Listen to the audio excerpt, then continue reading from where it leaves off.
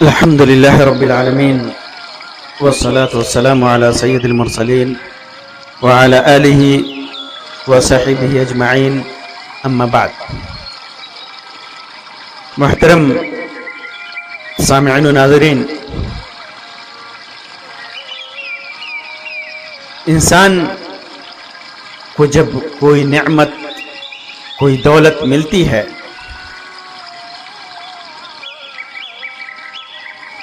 اور اس کا تعلق دنیاوی امور سے ہو یا دینی امور سے ہو، تو ایک مومن کا رویہ کیا ہوتا ہے، اس کے احساسات کیا ہوتے ہیں، اور ایک کافر کا رویہ کیا ہوتا ہے، دونوں کی زبان سے کیا نکلتا ہے، دونوں کے دل کے اندر کیا ہوتا ہے.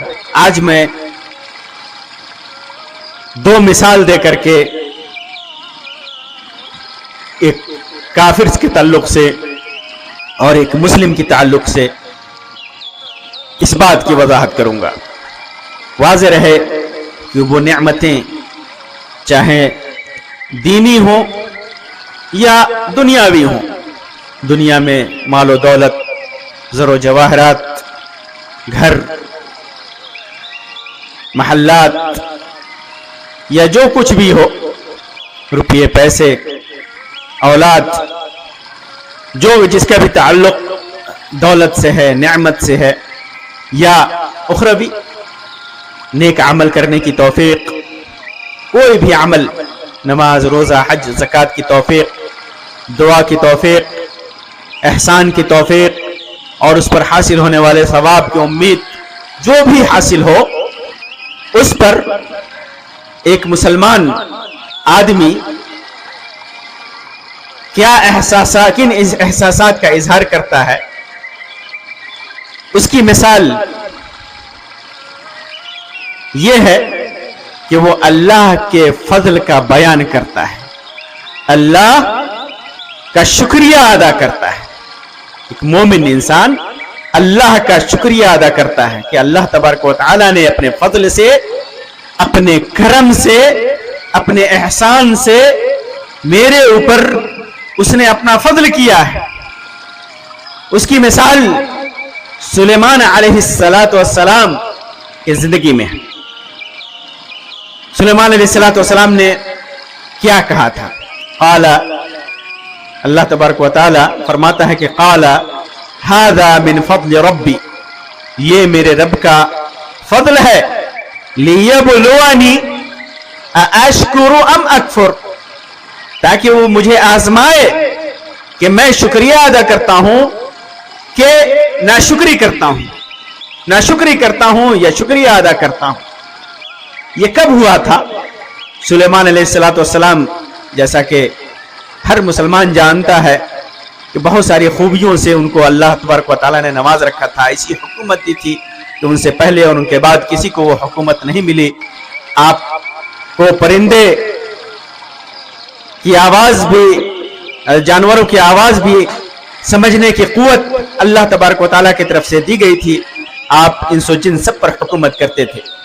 ایک بار سلیمان علیہ السلام نے دیکھا کہ ان کی جماعت میں ہدہد غائب ہے، تو کہا کہ کہاں گیا؟ اگر وہ مل گیا، وہ غائب ہوا، اگر مل گیا تو میں اسے بڑی سخت سزا دوں گا یا اسے ذبح کر ڈالوں گا. تھوڑی دیر کے بعد وہ پرندہ آیا اور اس نے اپنے عذر میں غائب ہونے کی وجہ بتائی کہ میں قوم سبا کے پاس گیا تھا، قوم سبا کے پاس گیا تھا. یہ سبا قوم یمن کے باشندے تھے. کہا کہ میں گیا اور بڑی عجیب خبر لے کر کے آیا ہوں، اور وہ خبر یہ ہے کہ ایک عورت اس قوم کی حاکم ہے. ہر چیز اللہ تبارک و تعالیٰ نے، ہر فضل، ہر احسان، ہر نعمت سے انہیں نواز رکھا ہے اس قوم کو.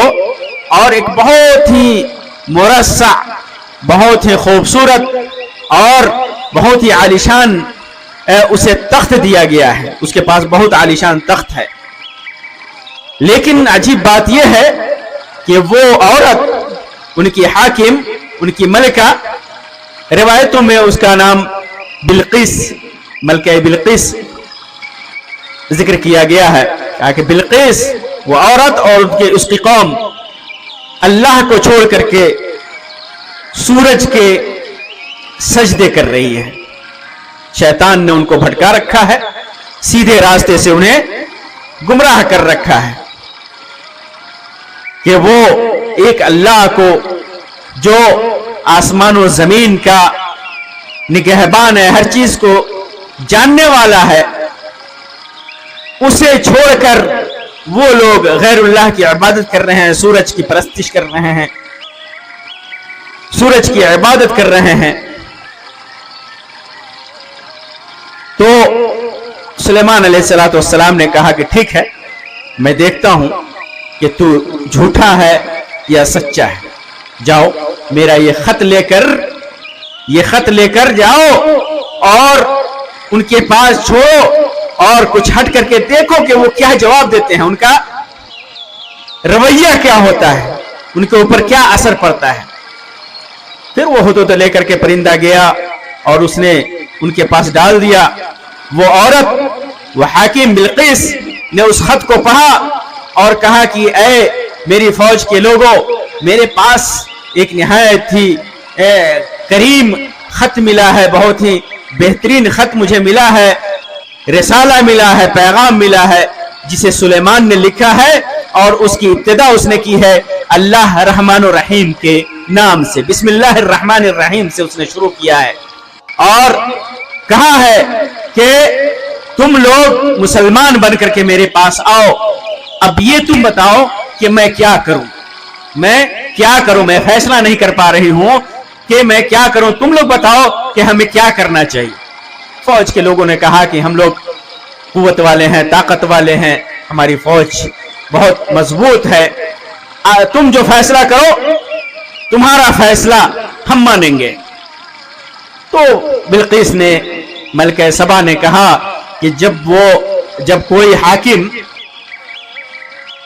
जब कोई बादशाह किसी मुल्क पर हमला करता है, किसी बस्ती पर में दाखिल होता है, तो फिर उसके अंदर फितना और फसाद पैदा करता है, कत्ल गारत गिरी करता है और उसके अंदर रहने वाले लोगों, अजीज लोगों को, इज्जतदार लोगों को जलील कर देता है। ऐसा ही होता है। तो ऐसा है कि मैं एक हदिया भेजती हूं और देखती हूं कि क्या जवाब आता है। तो फिर वो लोग सुलेमान अलैहिस्सलाम के पास उसका हदिया लेकर के आए। तो सुलेमान अलैहिस्सलाम ने उस हदिये को इनकार कर दिया और कहा कि तुम लोग मालो दौलत देकर के मुझे खरीदना चाहते हो, मुझे मेरी मदद करना चाहते हो। अल्लाह तबारक व तआला ने मुझे जो नेमत, जो दौलत, जो फजल और जो एहसान दे रखा है एहसान के तौर पर, वो तुमसे बेहतर है इस हदिये से। जाओ, तुम लोग अपना हदिया लेकर के जाओ और खुश रहो। मैं एक फौज लेकर के आऊंगा कि इससे पहले इतनी बड़ी फौज ने कभी तुम पर हमला नहीं किया होगा और तुम्हारे यहां रहने वाले सबको जलील और खार कर दूंगा। और फिर जब वो लोग चले गए तो फिर मलका सबा ने जो फैसला किया उसके बाद कि हमें चलना चाहिए सुलेमान अलैहिस्सलाम के पास और उनकी अताअत कर लेनी चाहिए। तो उसके जाने से पहले जब वो रास्ते में थी, सुलेमान अलैहिस्सलाम ने अपने फौज में लोगों से कहा कि उसका जो अर्श है, जो उसका तख्त है, वो तख्त कौन लाएगा मेरे पास। वो लोग मुसलमान होकर के मेरे पास आए, मुती और फरमाबरदार होकर के आए, उससे पहले उसका तख्त कौन लेकर के आएगा मेरे पास। तो जिन्नों में से जिसका नाम इफरीत था, उसने कहा कि मैं लाने पर कादिर हूं, मैं ला सकता हूं, आप अपनी जगह से उठेंगे उससे पहले मैं ले आऊंगा। अल्लाह तबारक व तआला ने मुझे कवी बनाया है, मैं अमानतदार हूं, मैं ला सकता हूं। लेकिन वो आदमी जिसके पास इल्म था, किताब का इल्म था, वो आदमी एक आलिम आदमी, उसने कहा, बाद लोगों ने कहा है कि ये जिन था, बाद लोगों ने कहा कि वो इंसान था, बहरहाल इसका जिक्र नहीं है। और गालिब गुमान यह है कि एक आदमी जो था, अल्लाह तबारक व तआला ने اس کو قدرت رکھی تھی. یہ معجزہ کے قبیل سے ہے. اللہ تبارک و تعالیٰ کسی کو معجزہ دے دے تو وہ کر سکتا ہے. اپنے نیک بندوں کو کرامت اور معجزے عطا فرماتا رہتا ہے اللہ تبارک و تعالیٰ. تو اس نے کہا کہ میں اس عرش کو, اس تخت کو نگاہ آپ کی پلک جھپکنے سے پہلے, آپ کے پلک جھپکنے سے پہلے میں اسے لا سکتا ہوں. سلیمان علیہ السلام کے پلک بھی نہیں جھپتے کے تھے کہ دیکھا کہ وہ عرش, وہ تخت ان کے پاس موجود ہے. یہ بہت بڑا فضل, بہت بڑی نعمت. ہزاروں کلومیٹر دور سے پلک جھپکتے ایک اللہ تبارک و تعالیٰ کے حکم سے ایک تخت آپ کے پاس حاضر ہوتا ہے, اور اس وقت کا سب سے خوبصورت اور بہترین تخت آپ کے پاس ہوتا ہے.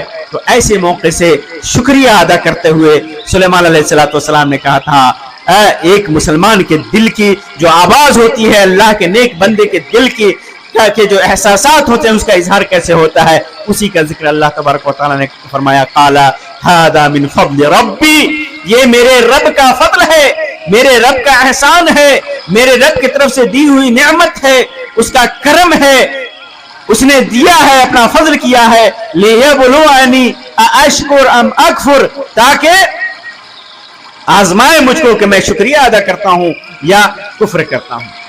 ومن شکر فانما یشکر لنفسہ, جو شکریہ ادا کرتا ہے تو خود کے فائدے کے لیے شکریہ ادا کرتا ہے, اور جو کفر کرتا ہے تو اللہ تبارک و تعالیٰ بے نیاز ہے, کریم ہے. ہمارے پاس جو نعمت آتی ہے, جو دولت آتی ہے, اگر ہمارے اندر ایمان ہے, ہمارے اندر ایمان ہے, اللہ سے محبت ہے, ہم سیدھے راستے پہ ہیں, تو ہم اس دولت کے حصول پر, اس نعمت کے حصول پر اللہ تبارک و تعالیٰ کا شکر ادا کرتے ہیں, شکر ادا کرتے ہیں اور کہتے ہیں کہ ھذا من فضل ربی, یہ میرے رب کا فضل ہے, اس کا احسان ہے, اس کا کرم ہے. ہم یہ نہیں کہتے کہ ہماری محنت ہے, ہماری لگن ہے, ہم نے کمائی ہے, ہماری وجہ سے ہم نے دماغ لگایا ہے, ہم نے محنت کی ہے, نہیں کہتا. کہتا کہ میرے رب کا فضل ہے, میرے رب نے دیا ہے, میرے رب نے مجھے قوت دی, مجھے ہمت دی, مجھے حوصلہ دیا, مجھے جذبہ دیا, مجھے توفیق دی کہ میں اسے انجام دے سکوں, یہ نعمت حاصل کر سکوں. یہ اللہ نے نہیں دیا ہوتا, اللہ کا کرم نہیں ہوتا, اللہ کا فضل نہیں ہوتا, تو ہم اسے حاصل نہیں کر سکتے تھے. وہیں جب ایک آدمی مسلمان نہیں ہوتا, نافرمان ہوتا ہے, کافر ہوتا ہے, دین سے دور ہوتا ہے, جب کوئی نعمت ملتی ہے تو کیا کہتا ہے؟ کہتا ہے کہ یہ تو ہم نے محنت کی ہے.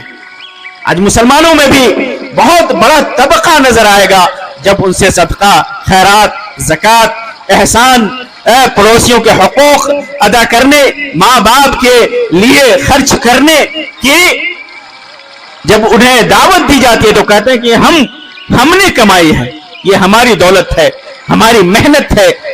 ٹھیک ویسے ہی جیسے ایک مثال ایسے لوگوں کی اللہ تبارک و تعالیٰ نے بیان کی قارون کے سلسلے میں.